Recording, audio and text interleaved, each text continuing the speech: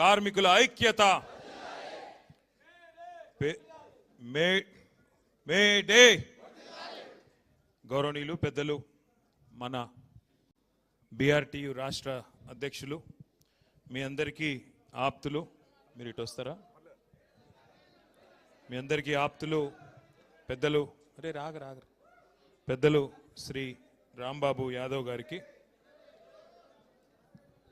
అట్లాగే గౌరవనీయులు రాజ్యసభ సభ్యులు పెద్దలు శ్రీ వద్దిరాజు రవిచంద్ర గారికి గౌరవనీయులు మాజీ మంత్రివర్యులు కరీంనగర్ నియోజకవర్గ శాసనసభ్యులు శ్రీ గంగుల కమలాకర్ గారికి గౌరవనీయులు మాజీ మంత్రివర్యులు పెద్దలు కార్మిక లోకంలో మీ అందరికీ సుపరిచితులు శ్రీనివాస్ గౌడ్ గారికి అట్లాగే సోదరుడు మాజీ శాసనసభ్యుడు శ్రీ జీవన్ రెడ్డి గారు సోదరులు మారయ్య గారు సోదరులు నారాయణ గారు గౌరవనీయులు సంతోష గారు అట్లాగే దానకర్ణాచారి గారు ఇంకా వేదిక పైన ఉన్న సోదరులు నగేష్ గారు చెప్పిన నారాయణ పేరు చెప్పిన నువ్వేందుకు ఆగమవుతున్నావు అట్లాగే ఇందాక రాంబాబు యాదవ్ అన్న చెప్పిన అన్ని సంఘాల నాయకులందరికీ నేను ఒకళ్ళ పేరు చెప్పకపోతే బాగుండదు కాబట్టి వేదిక పైన ఉన్న అన్ని సంఘాల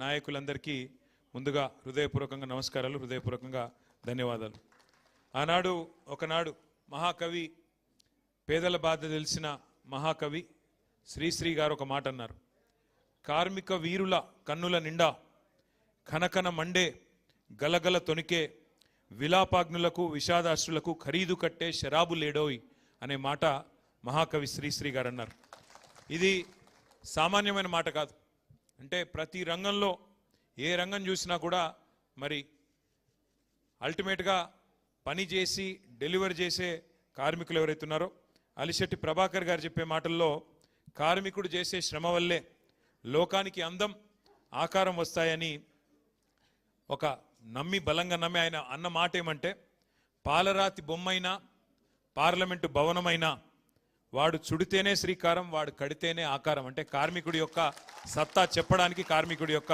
గొప్పతనం చెప్పడానికి మరి కవులు ఎన్నో సందర్భాల్లో ప్రయత్నం చేసిన మాట నేను మీకు గుర్తు చేస్తూ ఉన్నా అట్లాగే ఇవాళ మే డేకి మేము ఇక్కడికి వస్తూ ఉన్నాం వస్తుంటే మరి ఇప్పుడే ఒక పిడుగు లాంటి వార్త వచ్చింది కేంద్ర ప్రభుత్వం ప్రధానమంత్రి నరేంద్ర మోడీ గారు ప్రతిసారి ఎలక్షన్లు అంటూ ఏమన్నా జరగంగానే తెల్లారే సిలిండర్ ధరలు పెట్రోల్ ధరలు పెంచుడు ఆయనకు అలవాటైపోయింది ఇలా ఇక్కడికి వస్తుంటే ఇప్పుడే వార్త వచ్చింది దేశ చరిత్రలో వచ్చే సంవత్సరం అయితే సరిగ్గా 80 ఏళ్ళు నిండుతుంది భారతదేశానికి స్వాతంత్రం వచ్చి 80 ఏళ్లలో ఎన్నడూ పెంచనంత పెద్ద ఎత్తున వాణిజ్య సిలిండర్ల మీద అంటే హోటళ్లలో వాడే సిలిండర్ల మీద ఇవాళ రేట్ ఎంత పెరిగింది ఎరికేనా మీకు తెలియదా ఎగ్దం ఒకటేసారి 993 అంటే 1000 రూపాయలు 1000 రూపాయలు ఒక సిలిండర్ మీద పెంచి సామాన్యుడి నడ్డి విరిచి ఆ హోటళ్లలో పనిచేసే కార్మికులందరికీ ప్రధానమంత్రి గారు మేడే కానుక ఇచ్చిండు మీ అందరికీ ఏది 1000 రూపాయల సిలిండర్ ధర పెంపు దీనివల్ల ఏం జరుగుతుంది ఏమవుతుంది ఒక్కసారి మీరు ఆలోచన చేయండి హైదరాబాద్లో నిన్నటిదాకా సిలిండర్ ధర 2321 ఇవాళ దాని ధర 3315 ఎన్నడూ ఈ భారతదేశంలో ఇంత పెద్ద ఎత్తున ఎవరు సిలిండర్ ధరలు పెంచలే దీనితో ఇప్పుడు ఏమవుతుంది హోటళ్లల్లో రెస్టారెంట్లలో పనిచేసే కార్మికులందరికీ దినదిన గండం అన్నట్టు వాళ్ళ పరిస్థితి ఇప్పటికే గ్యాస్ దొరుకుతలేదు అదే యుద్ధం చాలా అయినాక అని చెప్పి చాలామంది హోటళ్లల్లో తగ్గించిండ్రు రెస్టారెంట్లలో హోటళ్లలో తగ్గించారు ఏది వండుడే తగ్గింది కానీ వాళ్ళ సామాన్యుడు ముఖ్యంగా లక్షలాది మంది పిల్లలు హైదరాబాద్లో బ్యాచిలర్లు ఇక్కడ ఐటీ ఉద్యోగాలు చేసుకుంటూ ఇతర ఉద్యోగాలు చేసుకుంటూ హోటళ్ల మీద మెస్సుల మీద ఆధారపడేటోళ్ళు ఉంటారు వాళ్ళందరికీ అలా ఇబ్బంది వాళ్ళందరికీ మరి ఆహారం ధర పెరిగిపోతుంది అట్లాగే కేవలం వాణిజ్య సిలిండర్లు మాత్రమే కాదు 5 కిలోల చిన్న సిలిండర్ల మీద కూడా ధర పెంచిండ్రు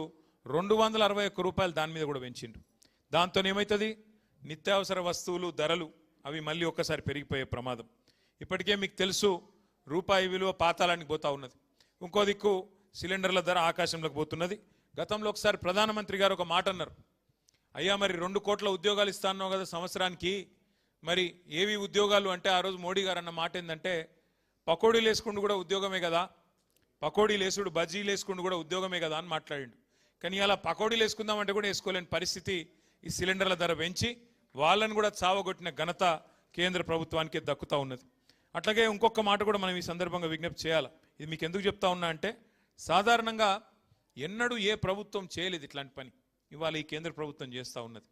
ఇప్పటికే ముడి చమురు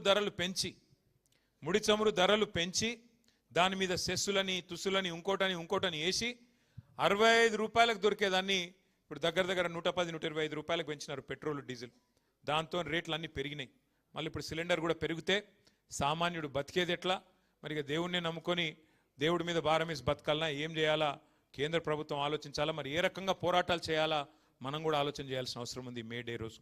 కానీ ఒకటి మాత్రం వాస్తవం, ఈరోజు కేసీఆర్ గారి నాయకత్వంలో మనం గత 10 ఏళ్ళు ఏ ప్రభుత్వాన్ని అయితే ముఖ్యంగా పేదలకు హితంగా నడిపినాము, ఎక్కడ చూసినా ఉత్తరము దక్షిణము తూర్పు పడమర 4 దిక్కుల భారత కార్మిక విభాగం కలిసి మెలిసి కష్టపడుతూ నిర్మాణం చేసిన అద్భుతమైన నిర్మాణాలు ఇవాళ మీకు కనబడతాయి. హైదరాబాద్లో, తెలంగాణలో 10 ఏళ్ల తెలంగాణ ప్రస్థానంలో రాళ్ళెత్తిన కూలీలకు, రక్తం రంగరించిన కార్మికులకు సదా రుణపడి ఉంటామని చెప్పి శిరస్సు వంచి హృదయపూర్వకంగా మీ అందరికి నేను విజ్ఞప్తి చేస్తా ఉన్నా.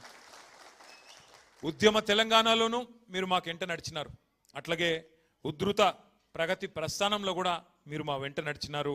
మరి ఉజ్వల తెలంగాణలో కూడా మీరు మా వెంట నడవాలని చెప్పి కూడా హృదయపూర్వకంగా మిమ్మల్ని ప్రార్థిస్తా ఉన్నా. తెలంగాణ సంపద పెంచి దేశం ముందు సగర్వంగా నిలబడే విధంగా మరి నిలబెట్టిన ప్రతి కార్మిక సోదరికి సోదరుడికి సలాం తెలియజేస్తా ఉన్నా. మా జిహెచ్ఎంసి నుండి వచ్చిన మా ఆడబిడ్డలందరూ ఇక్కడ ఉన్నారు. బహుశా నాకు తెలిసి భారతదేశ చరిత్రలో ఏ ముఖ్యమంత్రి గారు కూడా ఈ శ్రమజీవుల విలువని, శ్రమజీవుల వారు చేస్తున్న కాంట్రిబ్యూషన్ను కేసీఆర్ గారు గుర్తించిన వాళ్ళు లేరు. సఫాయి అన్నా నీకు సలాం అన్నా అన్న ముఖ్యమంత్రి బహుశా భారతదేశంలో ఒకే ఒక్కడు మన కేసీఆర్ గారు. కేవలం మాటలతో సరిపెట్టకుండా కేసీఆర్ గారి నాయకత్వంలో జిహెచ్ఎంసీలో బ్రహ్మాండంగా వారందరూ అడగకపోయినా వేతనాలు పెంచిన రోజులు మీకు గుర్తున్నాయని చెప్పే నేను అనుకుంటా ఉన్నా. మరి 2.5 ఏళ్ళు ఏమవుతుందో నాకంటే బాగా మీకే ఎరక. ఇక నేను చెప్పను, మీకే తెలుసు ఏం చేస్తున్నారు, ఏం చేయలేకపోతున్నారు. ముఖ్యమంత్రి గారు మున్సిపల్ మంత్రి ఇప్పుడు, కానీ ఆయన ఏం మాట్లాడుతున్నారు మా హైదరాబాద్లో 5,000 ఆటోలు ఉన్నాయి, వాళ్ళు సాఫ్ సఫాయి చేస్తున్నారో చేస్తలేరో, ఆటోలు తిరుగుతున్నాయో తిరుగుతలేవో నాకు తెలియదు. ఏది ముఖ్యమంత్రి గారు మున్సిపల్ మంత్రి ఆయన చెప్తున్నాడు వాళ్ళు చెత్త తీస్తున్నారో లేదో నాకు తెలియదు. గంత తెలియని పరిస్థితులు ఉన్నాడు ముఖ్యమంత్రి. నాకు అర్థం కాదు, మీరు చేస్తున్న కష్టం కనబడతలేదా? అంటే శ్రమను గుర్తించే ముఖ్యమంత్రికి, గౌరవించే ముఖ్యమంత్రికి, మీ శ్రమ విలువ తెలియని ముఖ్యమంత్రికి తేడా ఏందో కేసీఆర్ గారిని, రేవంత్ రెడ్డి గారిని చూస్తే మీకే అర్థమవుతుందనే మాట కూడా నేను మీకు ఈ సందర్భంగా విజ్ఞప్తి చేస్తూ ఉన్నా. ఇవాళ కేసీఆర్ గారి నాయకత్వంలో మిమ్మల్ని భాగస్వాములుగా చేసుకుంటూ ముందుకు నడిచినాం. మీకు యాదికుండాలి, కరోనా వచ్చినప్పుడు ఎట్లాంటి పరిస్థితి ఉండే దేశంలో, గందరగోళం ఎక్కడికక్కడ. అసలు ఎన్నడూ జీవితంలో చూస్తాం అనుకోని దృశ్యాలు చూసినాం. 100 కిలోమీటర్లు పిల్లను పాపను సంకలెత్తుకొని ఒక సూట్ కేసు మీద కూర్చోబెట్టుకొని, బస్సు దొరకపోతే, రైళ్లు లేకపోతే, లారీలు కూడా బంద్ అయితే నడుచుకుంటూ పోయిన రోజులు ఒక్కసారి గుర్తు తెచ్చుకోండి. కొంతమంది ఇక్కడి నుంచి బీహారు, ఒరిస్సా ఎక్కడెక్కడో 100 కిలోమీటర్లు పోయినారు. ఆ రోజుల్లో మరి భారతదేశంలో అయ్యా మేము మా ఊరికి పోతామంటే కేంద్ర ప్రభుత్వం వారు రైల్లో కూడా ఛార్జీలు పెట్టినారు. రైలు వేసిండ్రు, కానీ ఆ రైళ్ళకు కూడా ఛార్జీలు. భారతదేశంలో ఒకే ఒక్క నాయకుడు కేసీఆర్ గారు ఆ ఇతర రాష్ట్రాల నుంచి వచ్చిన కార్మికులను కూడా కడుపులో పెట్టుకొని చూసుకొని వాళ్లకు జేబులో ఒక 1000 రూపాయలు పెట్టి భోజనం పెట్టి చీఫ్ సెక్రటరీని, డీజీపీని రైల్వే స్టేషన్కు పంపించి వాళ్లకు జెండా ఊపి మీరు మీ ఊర్లకు వండి బిడ్డ మళ్ళా మెల్లగా తిరిగి రండి, మంచిగా తిరిగి రండి, భద్రంగా పోయి భద్రంగా రండి అని చెప్పి వాళ్లకు ఫ్రీగా రైల్లో పంపించిన నాయకుడు ఒకే ఒక్కడు కేసీఆర్ గారు. ప్రైవేట్ స్కూల్ టీచర్లను కూడా ఆదుకున్న నాయకుడు కేసీఆర్ గారు. ఒక్క మాట గుర్తు తెచ్చుకోవాలని చెప్పి నేను కోరుతా ఉన్నా. హైదరాబాద్లో నాకు చాలామంది మిత్రులు చెప్తా ఉంటారు, అన్నా మేము కరోనా అప్పుడు ఇళ్లలో ఉండిపోయినాం, దగ్గర 2 నెలలు 3 నెలలు ఉండిపోయినాం, బయటికి వచ్చే వరకు కొత్త రోడ్లు కనబడ్డాయన్నా, ఏం చేసిండ్రు మీరు, మీ మున్సిపల్ డిపార్ట్మెంట్ వాళ్ళు కొత్త రోడ్లు, కొత్త ఫ్లైఓవర్లు ఎట్లా పూర్తి చేసిండ్రని అడుగుతుంటారు. ఎట్లా చేసినామంటే తెలంగాణ అంటే ప్రేమున్నోళ్ళం కాబట్టి, హైదరాబాద్ అనే ఈ మన తెలంగాణ కిరీటంలోని ఏదైతే ముఖ్యమైన కోహినూర్ లాంటి వజ్రం ఉన్నదో దీన్ని కాపాడుకోవాలన్న ఉద్దేశంతో, బాగు చేసుకోవాలన్న ఉద్దేశంతో లేబర్ క్యాంపులకు పోయి దండాలు పెట్టి బతిమలాడిన నేను. దగ్గర 10-14 లేబర్ క్యాంప్